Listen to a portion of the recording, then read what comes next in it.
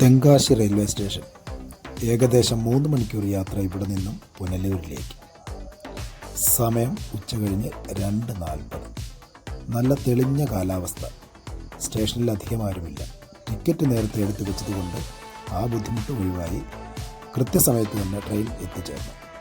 കമ്പാർട്ട്മെൻറ്റുകളെല്ലാം ഏകദേശം ഒഴിവായി കിടക്കുന്നു. കിട്ടിയ ഒരു സൈഡ് സീറ്റിലിരുന്നു. കൂകി വിളിച്ച് ട്രെയിൻ സ്റ്റേഷൻ വിട്ടു. വളരെ മനോഹരമായ പ്രകൃതി ദൃശ്യങ്ങൾ. അളഗപ്പപുരം, സുബ്രഹ്മണ്യപുരം, വിശ്വനാഥപുരം, ചെങ്കോട്ട, പുളിയറ വഴി ആര്യങ്കാവ് എത്തിയപ്പോഴേക്കും മഴയുടെ താളമായി തുടങ്ങി.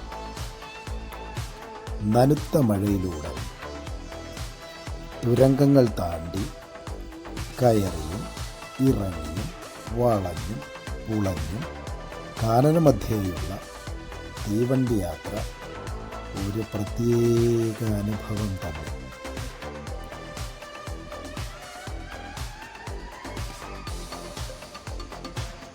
പുനലൂർ എത്തിയപ്പോഴേക്കും മഴ കനത്തു. സ്റ്റേഷന് വെളിയിലേക്ക്. സ്റ്റേഷൻ വിട്ട് വെളിയിൽ വന്നപ്പോൾ ഒരു ഓട്ടോ കണ്ടു. ഓട്ടോ കൈ കാണിച്ചു. നേരെ ബസ് സ്റ്റേഷനിലേക്ക്. ഓർമ്മയിലൊരു ദിവസം കൂടി.